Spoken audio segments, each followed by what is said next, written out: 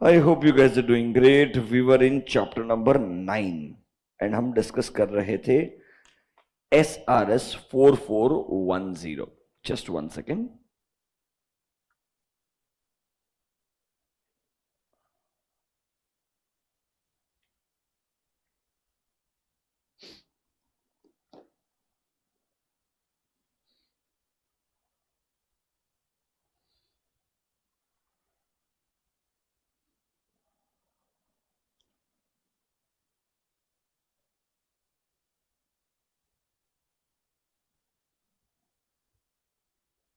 चलो आ जाइए. We were done with SRS 4400.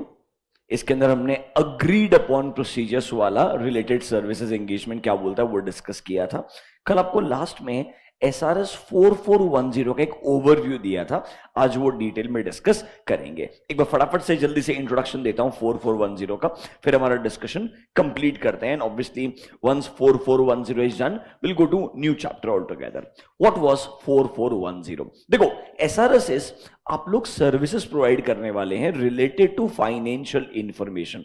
यहां पर आप ऑडिट नहीं करेंगे, रिव्यू नहीं करेंगे, अश्योरेंस एंगेजमेंट नहीं है. मतलब सर यहां पर आप कोई ना कोई तरीके से असिस्टेंस देने वाले हैं मैनेजमेंट को या कोई थर्ड पार्टी को. अब SRS में भी दो कैटेगरीज अलग अलग. पहला वाला था 4400 जहां पर मैनेजमेंट या कोई भी थर्ड पार्टी आपको जो भी प्रोसीजर परफॉर्म करने के लिए टर्म्स अग्री करता है, अब बस वो प्रोसीजर लगाएंगे और जो आपके फैक्चुअल फाइंडिंग्स रहेंगे उनको रिपोर्ट बना के दे देंगे एंड क्लियरली बोलेंगे that it is not a audit और a review. That means you are not expressing a separate opinion और कंक्लूजन.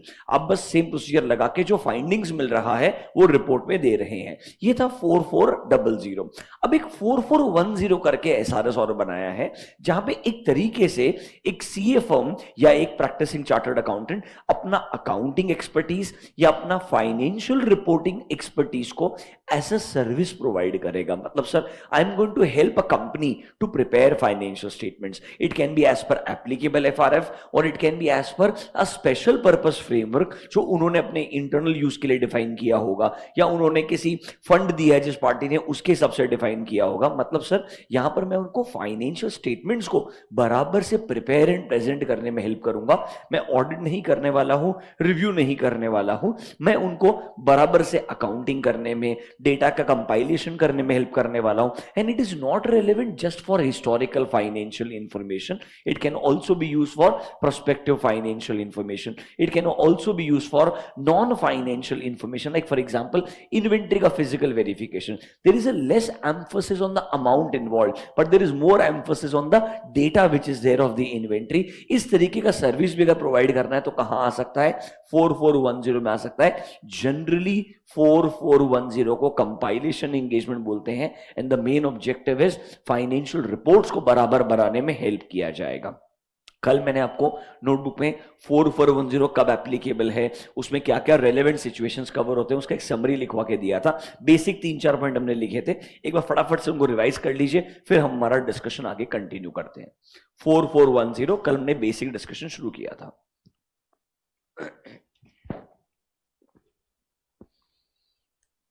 यहां पे वर्ड हमने प्रैक्टिशनर यूज किया, याद रखना, because this is relevant for a practicing firm और अ प्रैक्टिसिंग चार्टर्ड अकाउंटेंट. यहां पर हम ऑडिट नहीं करने वाले हैं, यहां पर हम कंपाइलेशन रिलेटेड सर्विस प्रोवाइड करेंगे.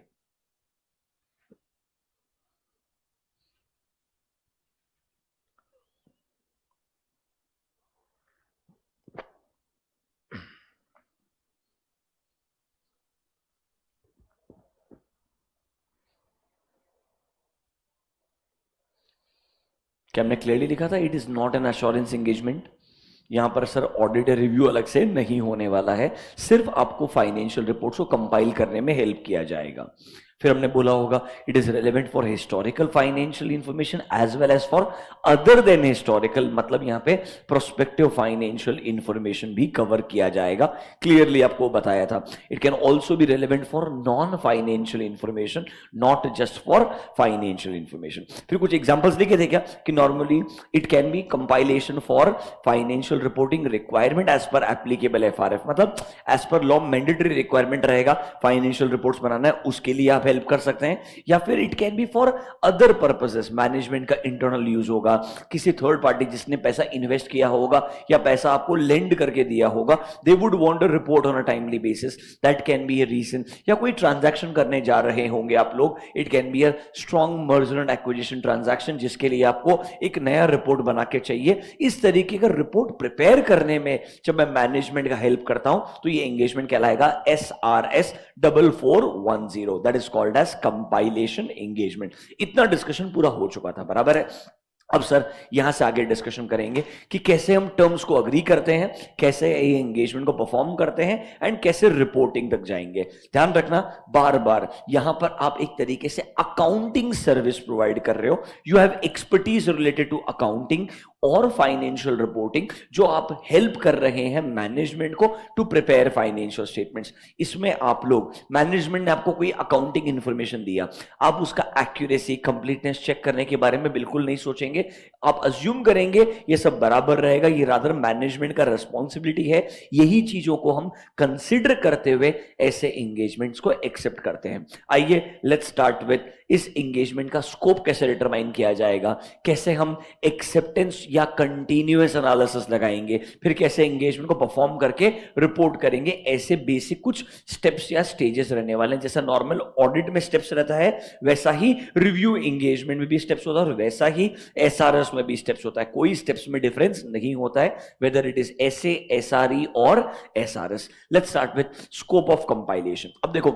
इस एंगेजमेंट का स्कोप क्या होगा, ये तो सर्कमस्टेंसेस पे डिपेंड करेगा। अब अगर company wants to prepare a financial statements as per normal Indian GAAP, तो कह रहे हैं इसे स्कोप लिमिटेड ही रहने वाला है। बट अगर कोई स्पेसिफिक पर्पस के लिए बनाने का है तो स्कोप भी क्या रहेगा, अलग रहेगा। ये मैनेजमेंट और आपके बीच में क्या डिस्कशन हुआ है उसके बेसिस पे स्कोप को डिटरमाइन किया जाएगा। कोई एक स्टैट्यूटरी लॉ के अंदर फिक्स स्कोप नहीं दिया है, ये स्कोप हमेशा वेरी करेगा, आप लोग क्या अग्री करके एंगेजमेंट टर्म्स में लेके आते हैं। आइए ढंग से डिस्कशन शुरू करते हैं। देखिए, the scope of compilation will vary depending on the circumstances. However, in every case, it will involve, ultimately करने वाले क्या है, assist करेंगे मैनेजमेंट को, किसमें, in the preparation and presentation of financial statements, चाहे वो applicable FRF के हिसाब से हो या मे बी कोई और स्पेशल पर्पस फ्रेमवर्क के तरीके से हो।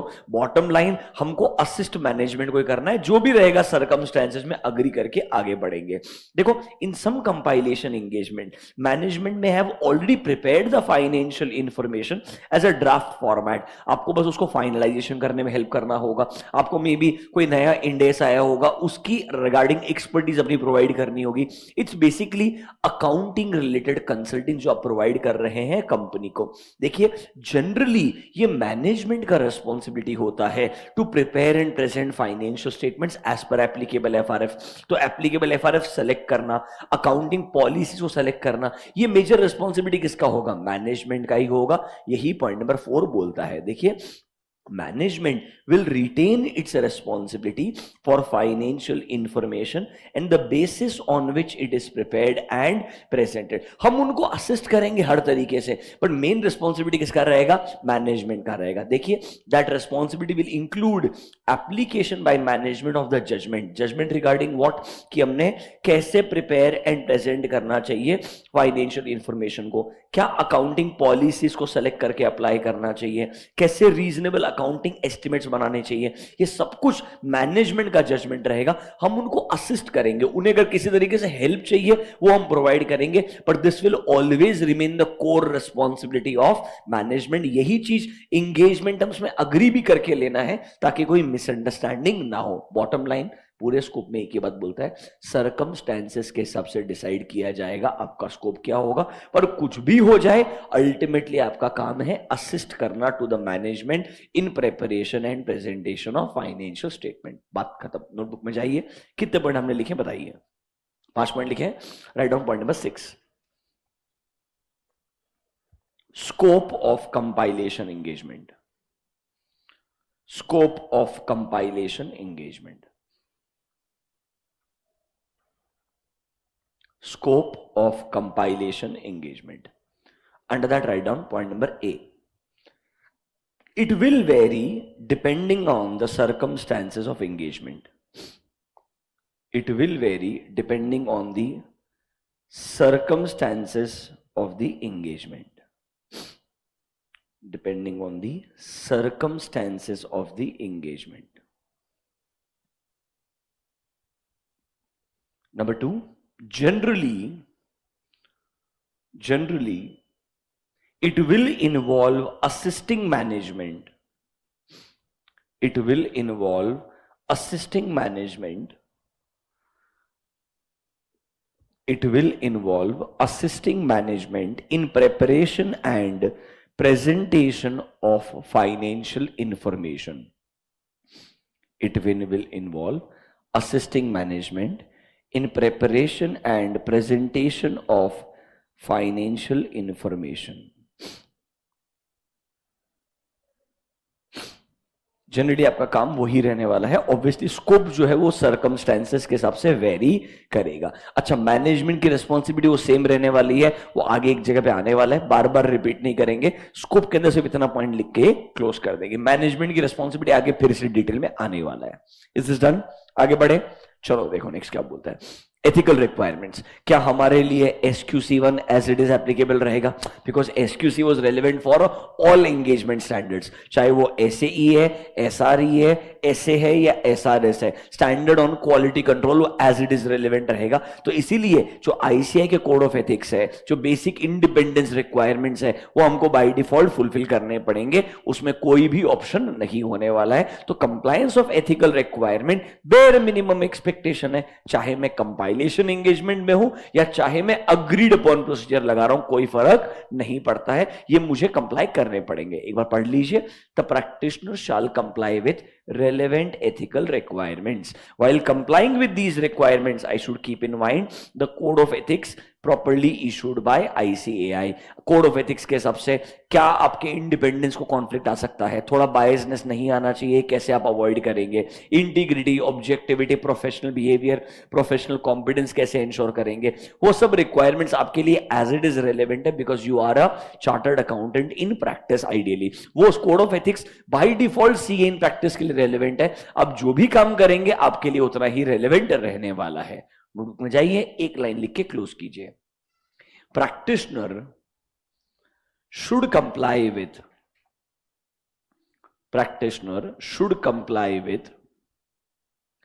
relevant ethical requirements,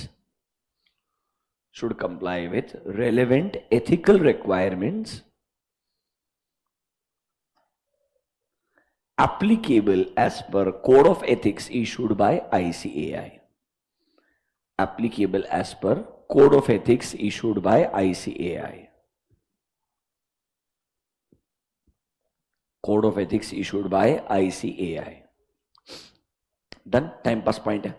अब आइए engagement acceptance and continuance. Honestly SRS 4410 में ANC एनालिसिस एंड दूसरा रिपोर्टिंग ये डिटेल में लिख के दिया है, वही थोड़ा ढंग से डिस्कशन करना है बहुत स्ट्रेट फॉरवर्ड. कल मैंने आपको एंगेजमेंट लेटर भी दिखाया था, कल मैंने आपको रिपोर्ट भी दिखाया था. उसके बाद में कुछ ऐसा अलग चीज है नहीं डिस्कशन करने के लिए, बट डिटेल में लिखा है इसलिए आपको पता होना चाहिए. क्वेश्चन अगर आए तो समरी कैसे बनाएंगे. अब एक बात सोचिए, कंपाइलेशन एंगेजमेंट है. ऑडिट एक्सेप्ट करने से पहले आप एनालिसिस करते हो कि नहीं करते हो? वैसे कंपाइलेशन एक्सेप्ट करने से पहले भी एनालिसिस करना पड़ेगा. कंपाइलेशन करने का मेन रिस्पॉन्सिबिलिटी किसका है? कंपाइलेशन किस पर्पस के लिए किया जा रहा है? जनरल पर्पस है, स्पेशल पर्पस है?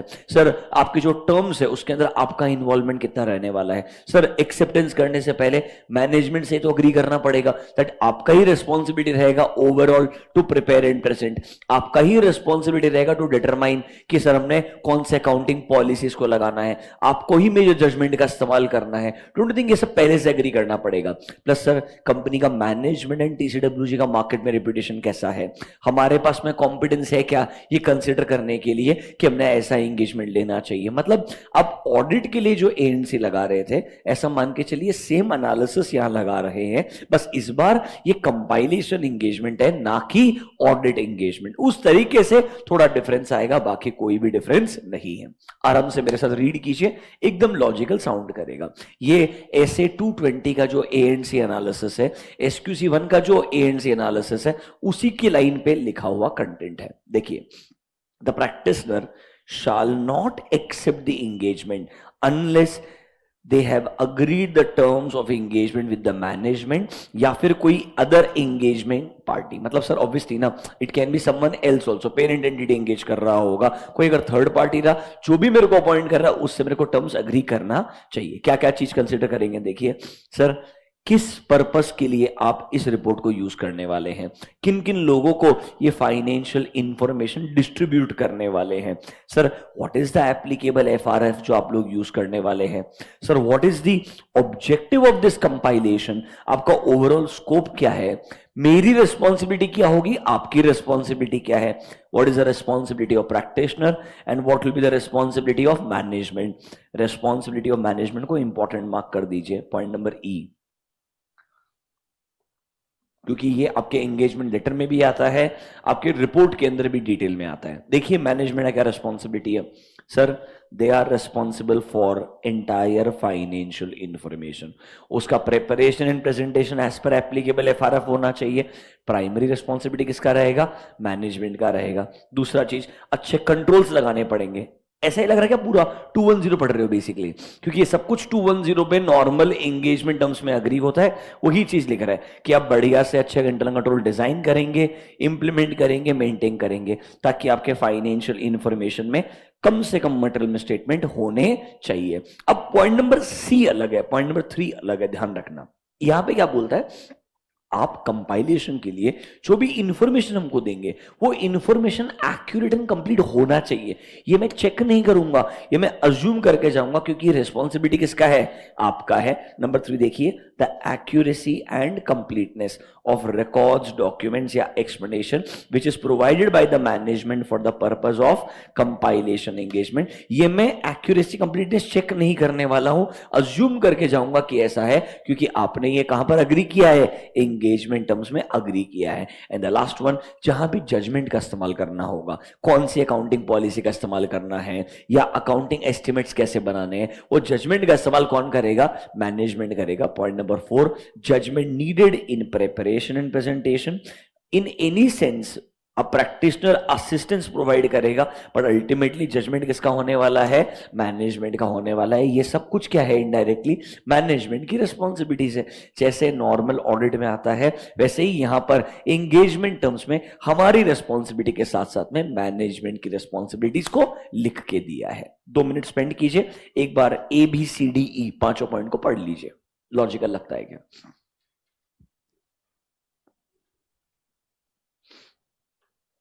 ये आपको literally contents of engagement letter लगेगा।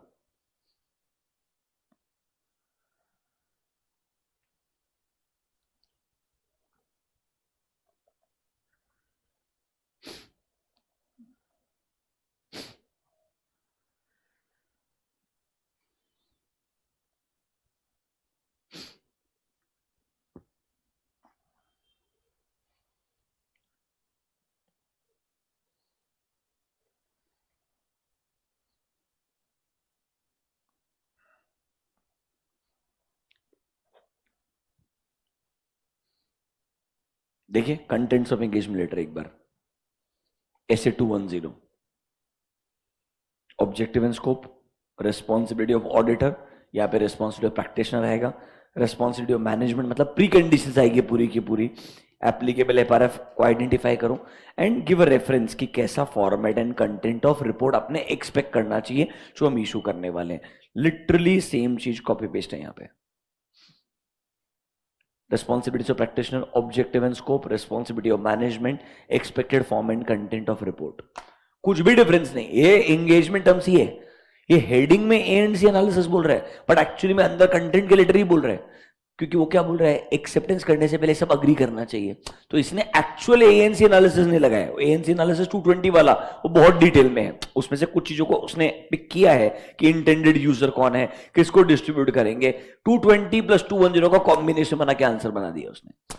ये स्टैंडर्ड्स में सब कुछ आपको एसएस का लैंग्वेज ही मिलेगा, बस ये क्या बताएगा, ऑडिट नहीं है, it is a separate engagement other than audit, but ultimately process जो है पूरा का पूरा वो एज पर ऐसे ही रहने वाला है। Process is not going to change, obviously उतना डिटेल में नहीं रहेगा जितना डिटेल में एक ऑडिटिंग स्टैंडर्ड में दिया होता है। बात समझ में आया क्या? Do you understand? Engagement, acceptance and continuance समझ में आया क्या? ऑब्वियसली अब लास्ट में बोलेगा अगर ये टर्म्स अग्री करते हैं तो आप एक्सेप्ट करके आगे बढ़ेंगे, नहीं अग्री करते तो नहीं बढ़ेंगे। याद है क्या, जैसे ऑडिट में भी रेकरिंग एंगेजमेंट होता है।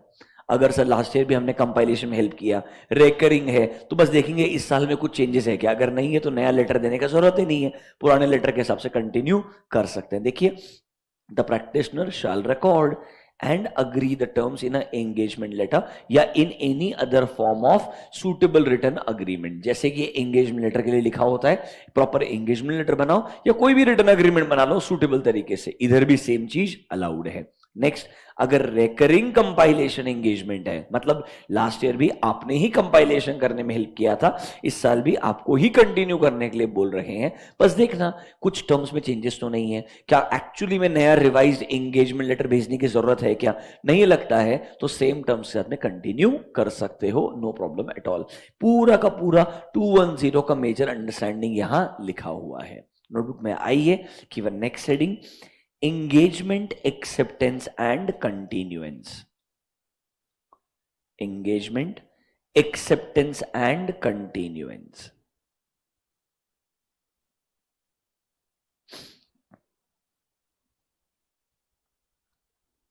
engagement acceptance and continuance dash करके लिखिए। The practitioner shall not accept, practitioner shall not accept the engagement unless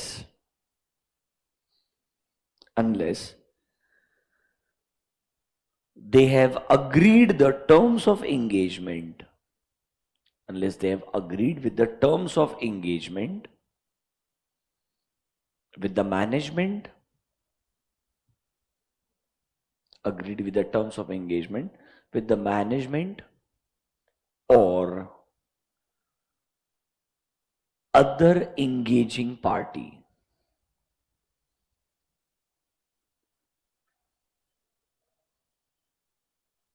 comma, generally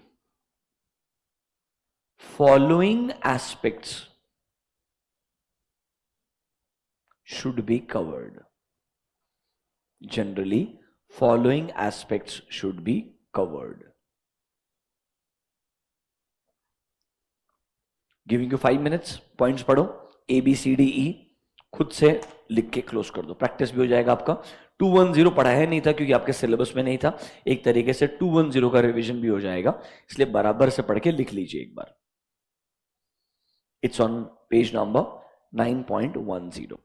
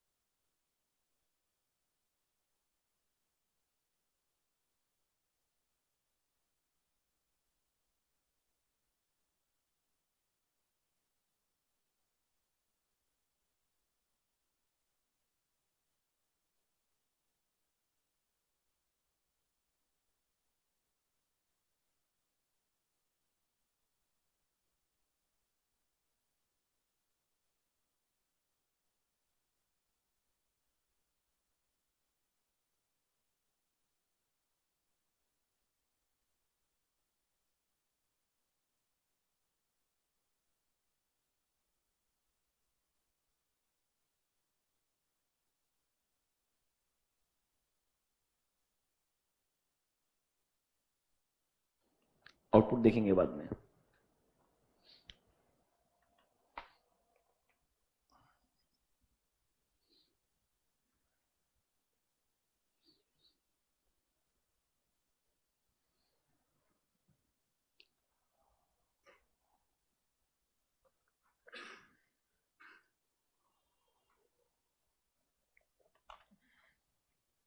done.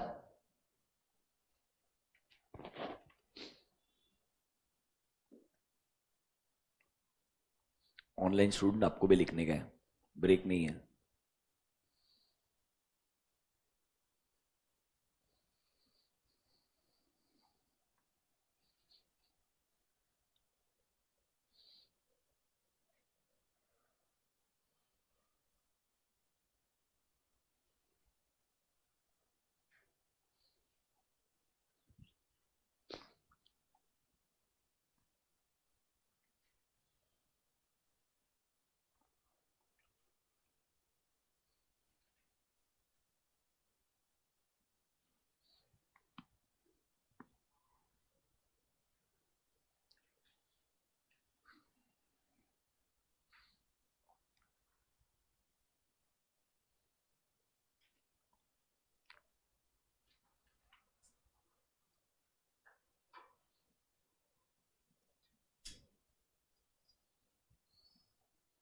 Done, चलो आगे बढ़ते हैं। This was about your acceptance of engagement. अब ऑब्वियसली वो एंगेजमेंट परफॉर्म करने के लिए बोलेगा, फिर रिपोर्ट देने के लिए बोलेगा। Let's talk about performance of engagement. अगला स्टेप आएगा परफॉर्मिंग द एंगेजमेंट। एक तरीके से जो आपके स्टैट्यूटरी ऑडिट के स्टेप्स होते हैं, एंगेजमेंट टर्म्स अग्री कीजिए, प्लान करके परफॉर्म कीजिए, रिपोर्ट कीजिए, वही सीक्वेंस में स्टेप्स चल रहे हैं। Performing the engagement. अब यार ऑब्वियसली ये तो सबसे स्ट्रेट फॉरवर्ड चीज है, लिखा बहुत सारी चीजें, पर एक्चुअली सोचिए जरा शांति से। कंपाइलेशन करने में हेल्प कर रहा है। इट्स बेसिकली आपका अकाउंटिंग या फाइनेंशियल रिपोर्टिंग एक्सपर्टीज, आपको उनको असिस्ट करने में हेल्प करना है। तो ऑब्वियसली पहले उनको पूछेंगे फाइनेंशियल स्टेटमेंट्स बनाते वक्त आप लोग डेटा कैसे रिकॉर्ड कर रहे हैं, डॉक्यूमेंट्स कैसे हैं आपके पास में, क्योंकि कोई भी एंट्री पास करने से पहले, कोई भी एडजस्टमेंट करने से पहले डॉक्यूमेंट्री एविडेंस तो लगने वाला है। तो सर सबसे पहले याद है understanding the entity in its environment, अपने बिजनेस का अंडरस्टैंडिंग, इंडस्ट्री का अंडरस्टैंडिंग, कंट्रोल्स का अंडरस्टैंडिंग सब ऑब्टेन करना चाहिए। उसके बाद में किस तरीके से नॉर्मली फाइनेंशियल रिपोर्ट बनते हैं वो प्रोसेस समझना चाहिए।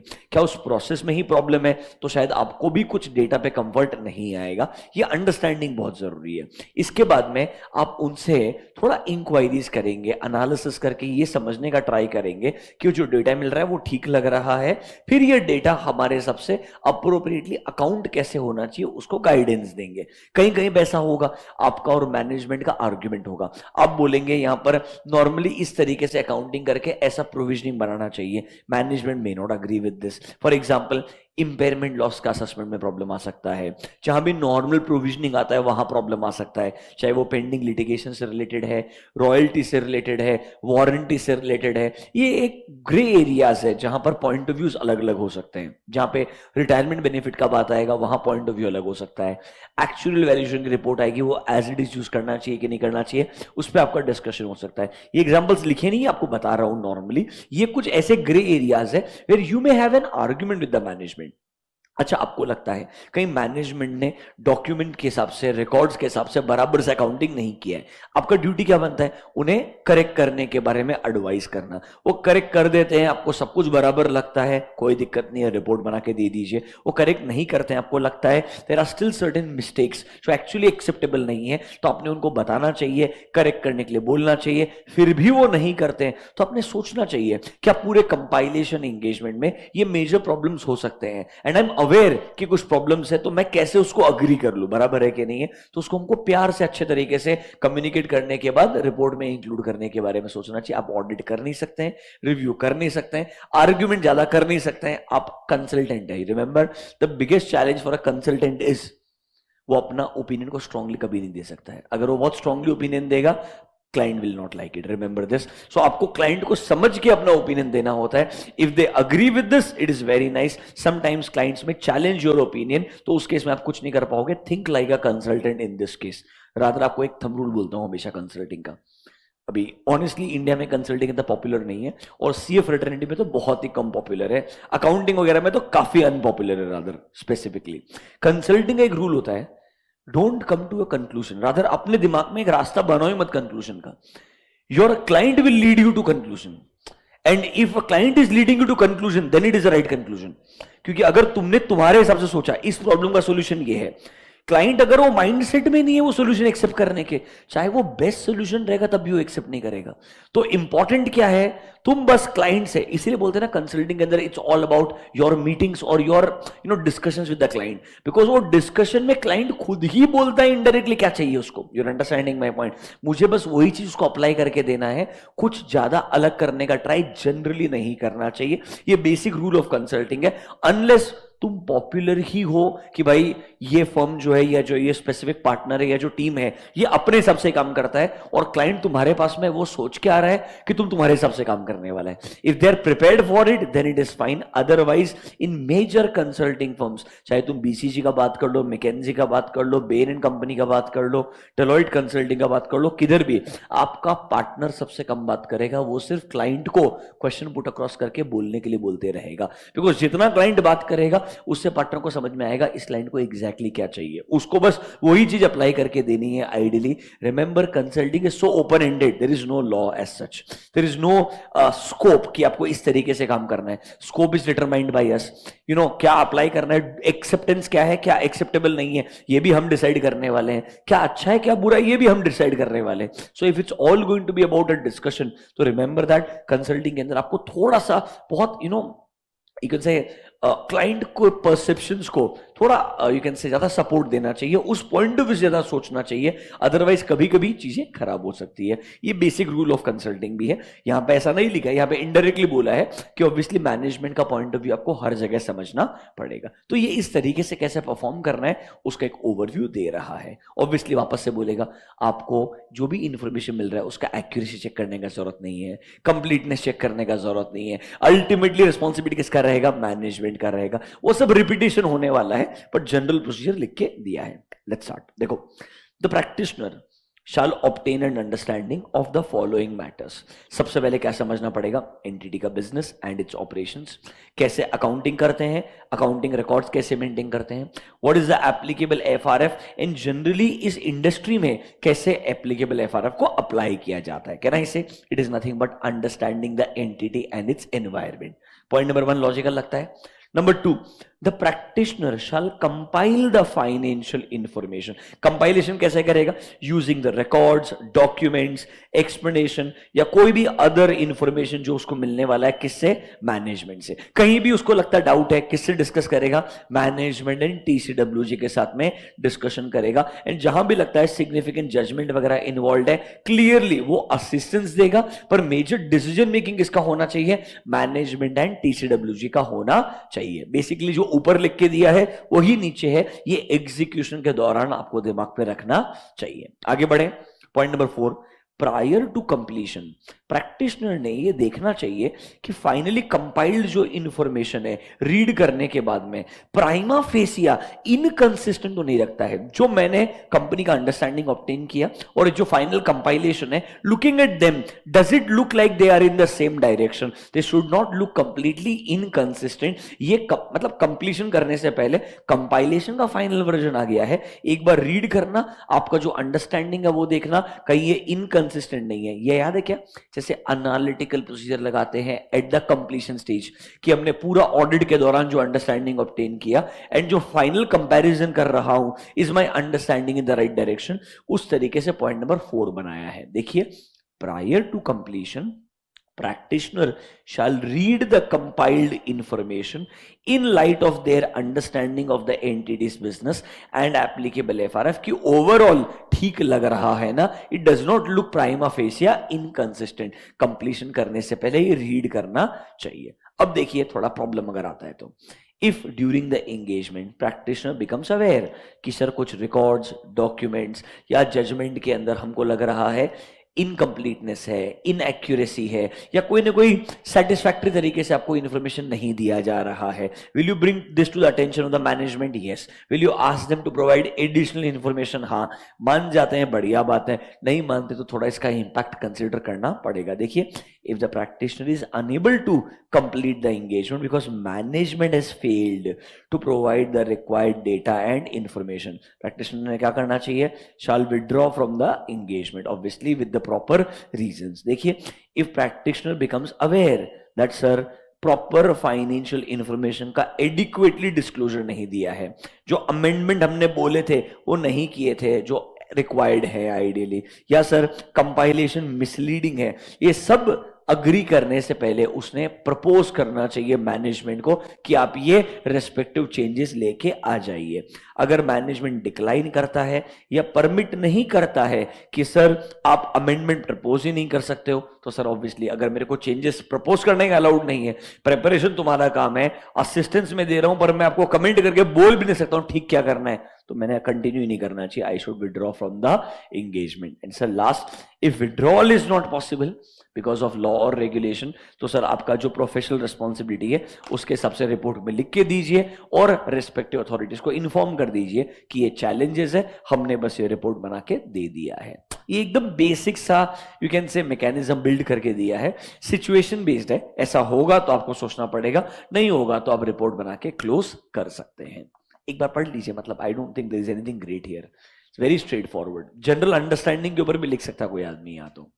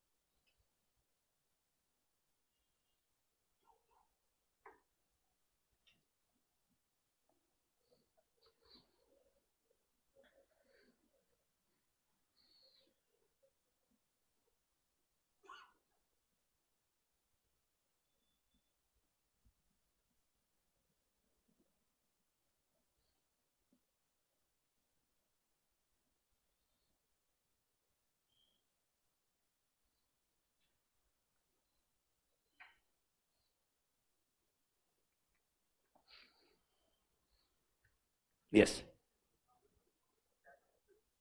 स्टैट्यूटरी ऑडिट कर रहा है तो एक्चुअली में नहीं करना चाहिए। सी कैसा होता है, 144 जो है ना प्रोहिबिटेड सर्विसेज, वो बोलता है डायरेक्टली और indirectly if I am a statutory auditor I should not provide these services to the company, subsidiary company, associate company, सबको मना करता है। इसका मतलब ये होता है मैं खुद से अपने फर्म के नाम पे सर्विस प्रोवाइड करूं या कोई दूसरा फर्म जिसके अंदर मेरे कॉमन पार्टनर्स हैं, या सर मेरे एक पार्टनर का ही ब्रांड नेम के अंदर वो काम कर रहा होगा, या आजकल बहुत कॉमन होता है कंसल्टिंग के लिए कंपनी बनाना। CA firms are allowed to make a company जहां पे एक चार्टर्ड अकाउंटेंट डायरेक्टर हो सकता है to provide these consulting services, पर उसके अंदर भी अगर वही पार्टनर डायरेक्टर है तो ये माना जाएगा इनडायरेक्टली बायसनेस आएगा। 144 के अंदर ये प्रोहिबिटेड है, हमने एज पर लॉ तो नहीं करना चाहिए, बट क्या लोग करते हैं इस अजम्पशन से कि जब तक कोई कंप्लेन नहीं करता क्या फर्क पड़ता है, बट एज पर लॉ करना नहीं चाहिए, there is no doubt about it. If you are a statutory auditor the things are very strict. उल्टा बोलता हूं ना यार, it's better not to accept statutory audit and accept everything else. कि अगर तुमको ये करना ही है, फॉर एक तुमको लगता है कोर बिजनेस ये है, तुम्हारा एक्सपर्टीज है, पैसा कमाना इधर आसान है, तुमको ये काम करने का है, then choose this. Don't do statutory audit. That will be more sensible.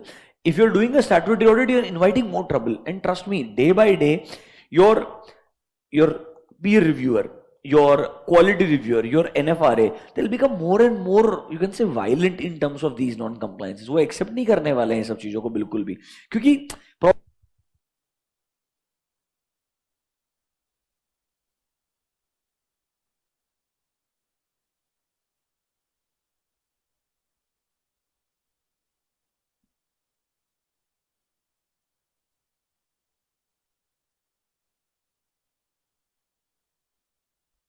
Hello hello, अभी प्रॉब्लम क्या होता है, कल जैसे फाइनली न्यूज चैनल वालों ने बोलना शुरू किया बहुत सारे पीएसयू स्टॉक्स हैं जिनका धंधा चल नहीं रहा है, ऑपरेशन है नहीं, फिर भी स्टॉक्स डबल हो गए, बराबर है। अब मतलब it is basically punter driven stocks हो गए, मतलब जहां पे वॉल्यूम्स को बढ़ाया गया है।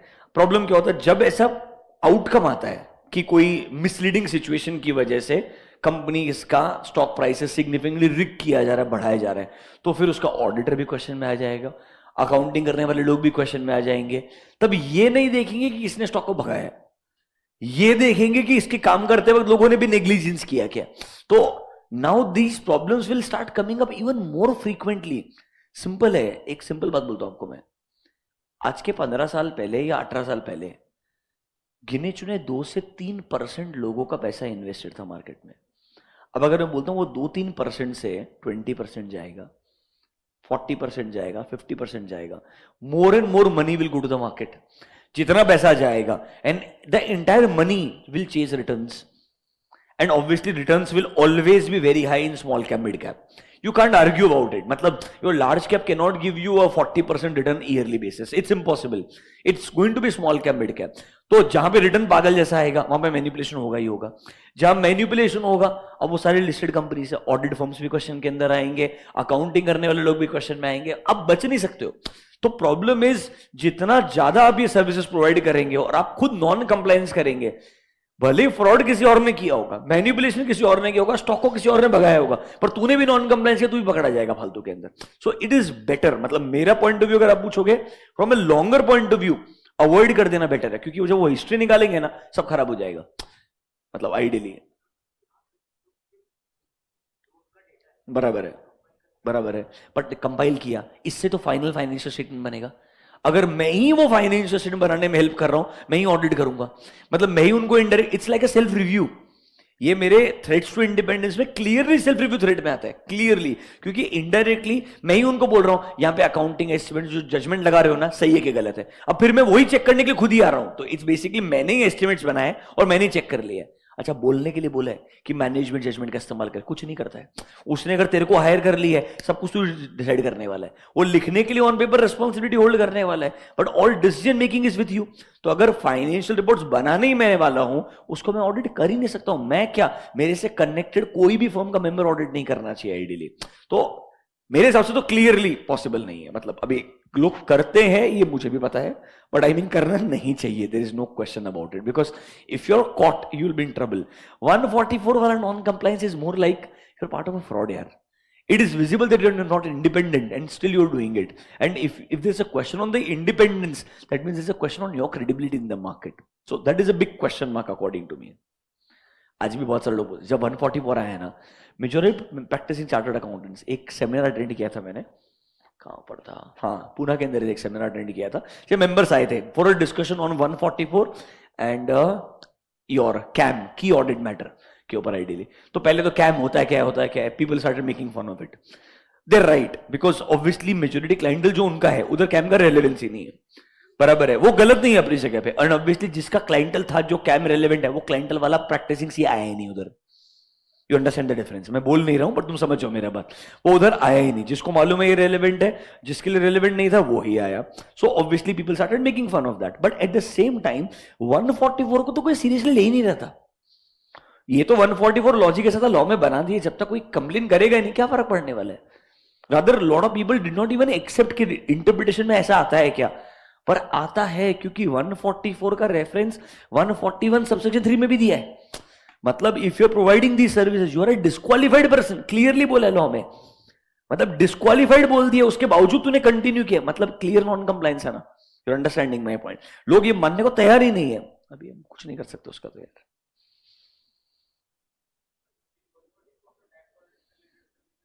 Tax audit word allowed covered नहीं है, आप प्रोवाइड कर सकते हो, कोई दिक्कत नहीं है।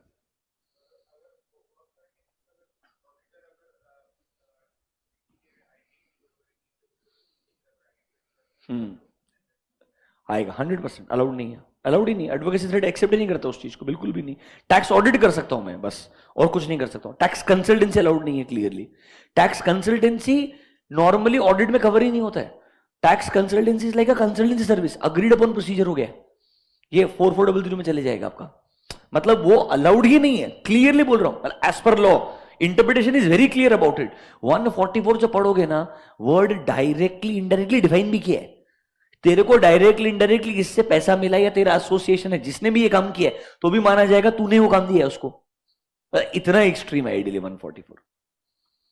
ठीक है, डिस्कशन के लिए तो बढ़िया, जाने दीजिए। कैन वी गो नेक्स्ट, आगे आइए। Communication with management and TCWG. अच्छा, नोटबुक में सिर्फ एक शॉर्ट में 4-5 पॉइंट लिख के क्लोज कर देते हैं परफॉर्मेंस ऑफ एंगेजमेंट के बारे में। कुछ ग्रेट नहीं है यहाँ पे, नोटबुक में जाइए। आई थिंक 6 पॉइंट्स हो गए आपके, 7 हो गए ऑलरेडी, 8 हो गया ऑलरेडी। जो भी अगला पॉइंट लिखिए। Performing the compilation engagement, performing the compilation engagement,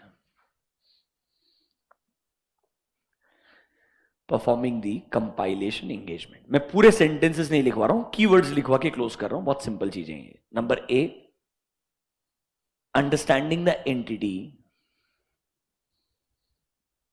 understanding the entity, comma, its operations and internal controls, understanding the entity, its operations and its internal controls. Number B, obtaining documents, comma, records, comma, explanations, documents, records, explanations or other information which is relevant for compilation, relevant information which is other information which is relevant for compilation। मतलब आप documents obtain कीजिए, records obtain कीजिए, explanations लीजिए, कोई भी और information obtain कीजिए जो कंपाइलेशन के लिए रेलेवेंट है, ये सब ऑब्टेन करना पड़ेगा कंपाइलेशन के दौरान। Number C, in case of any inconsistencies, in case of any inconsistencies or unavailability, in case of any inconsistencies or unavailability, discuss with management and TCWG. In case of any inconsistencies or unavailability, discuss with management and TCWG. Next, if auditor becomes aware of any incomplete, inaccurate, if auditor becomes aware of any incomplete, inaccurate or unsatisfactory information,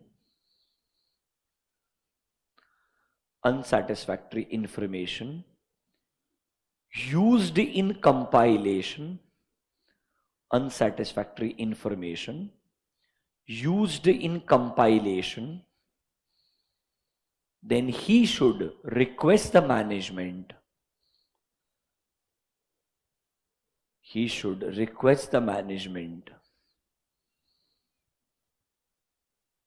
to amend or make appropriate changes.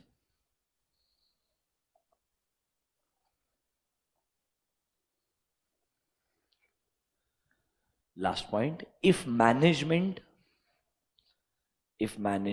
declines or does not permit the practitioner,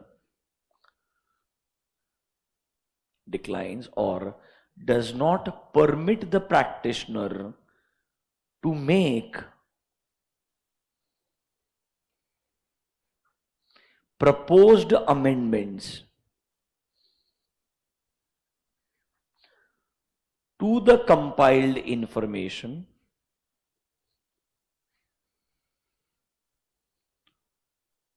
then he should withdraw from the engagement.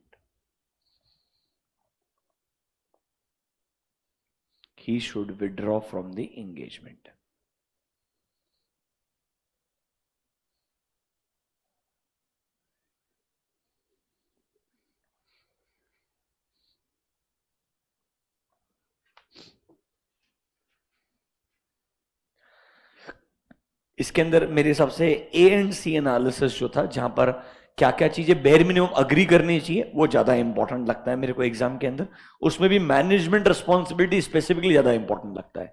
Performance of engagement very straight forward, आप read करके close कर सकते हैं। Obviously कुछ भी important matter मिलता है, will you communicate to TCWG and management during the engagement, yes, ऐसे 260 का सेम एप्लीकेशन है, nothing else. Last part reporting elements.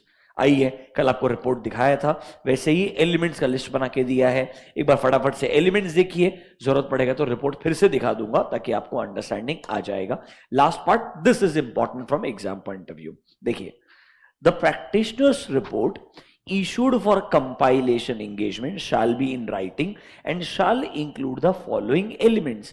क्या क्या चीजें आनी चाहिए? ऑब्वियसली रिपोर्ट का टाइटल, उसके बाद एड्रेसी, किसके लिए ये रिपोर्ट बनाया गया है। नेक्स्ट, अ स्टेटमेंट दैट हमने क्या किया है, कंपाइल किया है फाइनेंशियल इंफॉर्मेशन को, और इंफॉर्मेशन किसने प्रोवाइड किया है, मैनेजमेंट ने। तो कहना इसे मैनेजमेंट का रिस्पॉन्सिबिलिटी क्लियरली आना चाहिए, that it is the responsibility of management and TCWG regarding compilation information as well as related to fine. मतलब कहना इसे उनका रिस्पॉन्सिबिलिटी डिटेल में हाईलाइट होना चाहिए। फिर देखिए, अगर आपका एप्लीकेबल एफआरएफ नॉर्मल है तो कोई दिक्कत नहीं है, अगर स्पेशल पर्पस फ्रेमवर्क रहेगा तो याद है उसका भी रेफरेंस देना पड़ेगा कि स्पेशल पर्पस कौन से नोट्स टू अकाउंट्स के अंदर दिया हुआ है, ताकि आपको पता चलेगा ये फ्रेमवर्क अलग है, डिटेल में ये बेसिस ऑफ अकाउंटिंग आपको नोट्स टू अकाउंट्स में यहां देखने को मिलेगी। देखिए, if it is a special purpose then आपका डिस्क्रिप्शन देना पड़ेगा एंड रेफरेंस देना पड़ेगा कि ये फ्रेमवर्क कहां लिखा है डिटेल में in my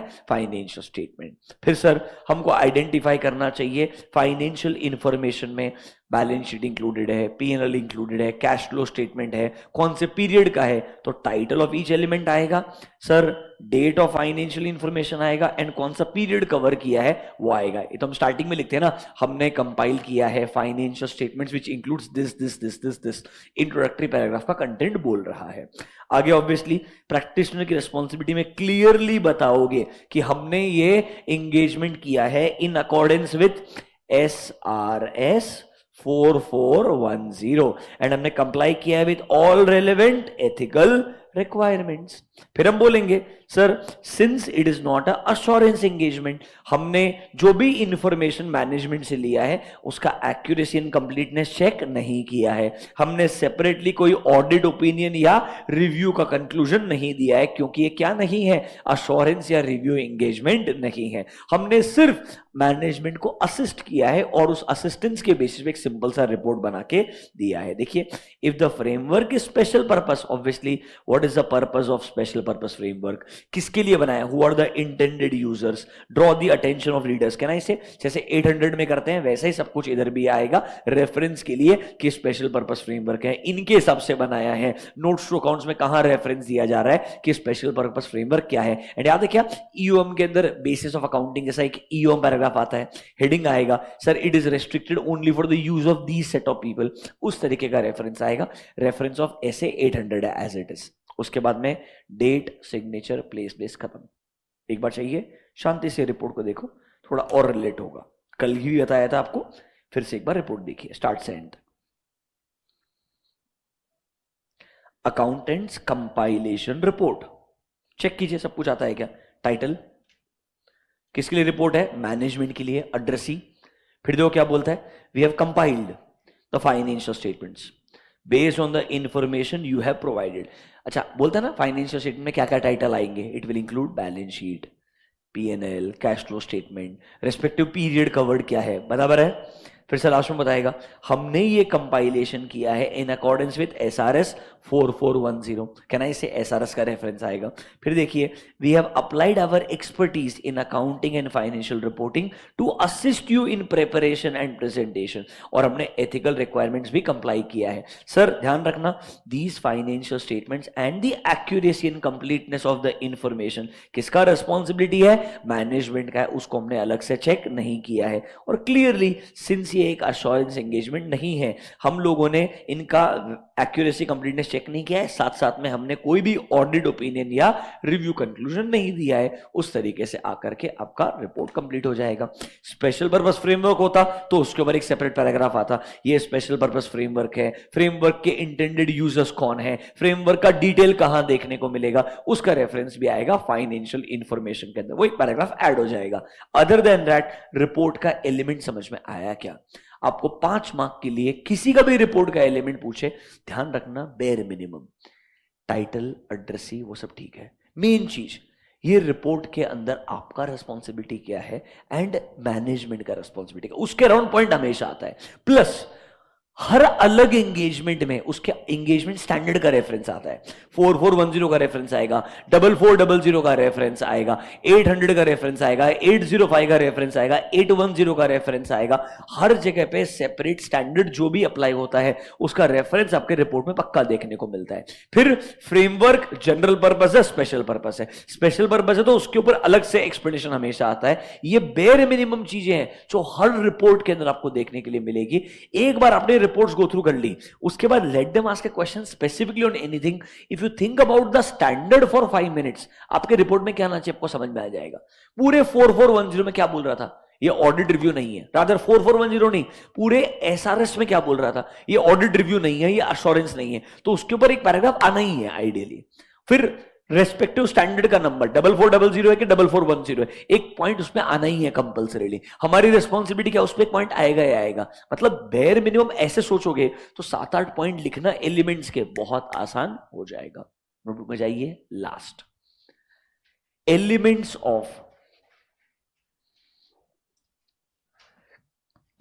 of practitioners report on compilation engagement, elements of practitioners report for compilation engagement।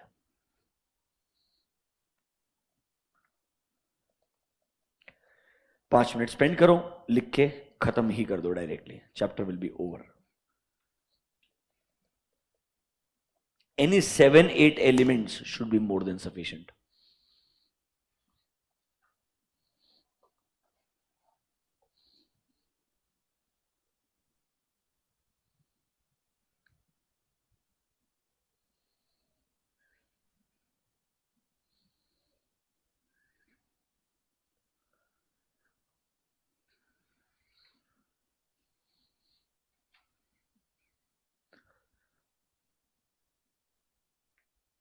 1 to 9 के अंदर 5 छोड़ सकते हो, 8 छोड़ सकते हो, बाकी पिक कर लेना चाहिए।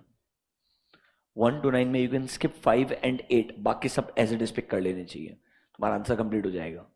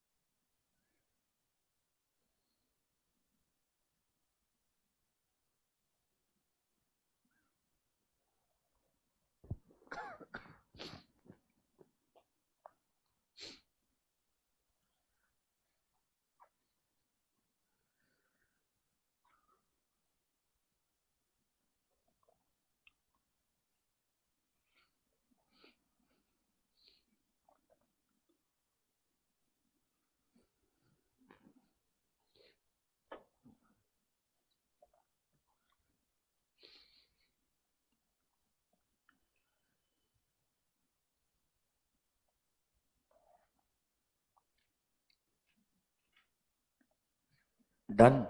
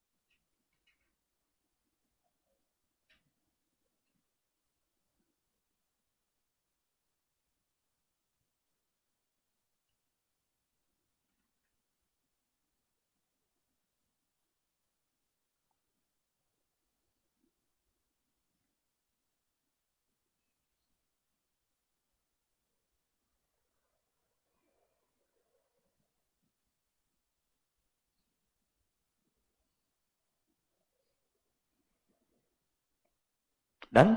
चलिए कम टू पेज नंबर 9.13।